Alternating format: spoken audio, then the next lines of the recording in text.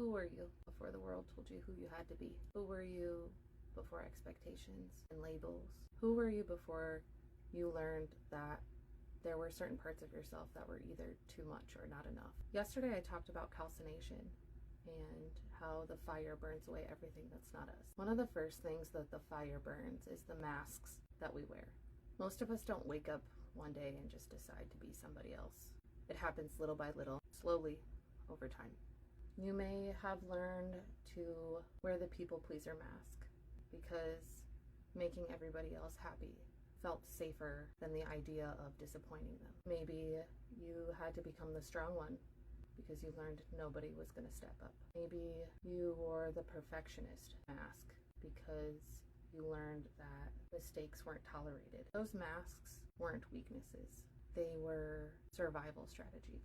You had to wear them to survive that experience. The question is, are those masks still protecting you, or are they preventing everyone from ever really knowing the true you? I think that's what calcination asks us to examine, because we can't release something that we refuse to recognize. For me, one of the masks I wore most frequently was the enough mask. I believed that if I could just be helpful enough, or understanding enough, or forgiving enough, if I could just be enough, then I would belong. I apologize, I'm getting emotional. There are still parts of me that I am healing.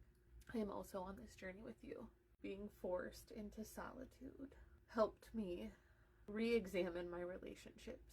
I had to ask myself hard questions. Was I being loved and accepted for who I was, or for the version of me I thought everybody needed me to be? That question opened up my eyes and changed everything.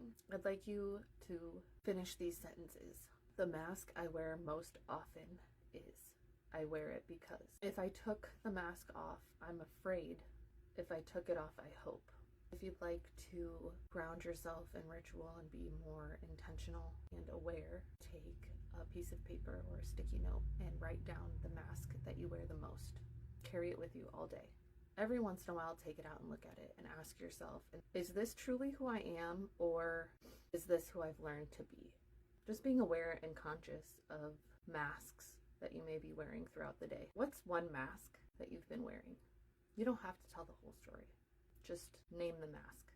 Naming it and acknowledging it is the first step in letting it go. Tomorrow I'm going to go into the next stage of calcination. Who told us we even needed to wear these masks in the first place?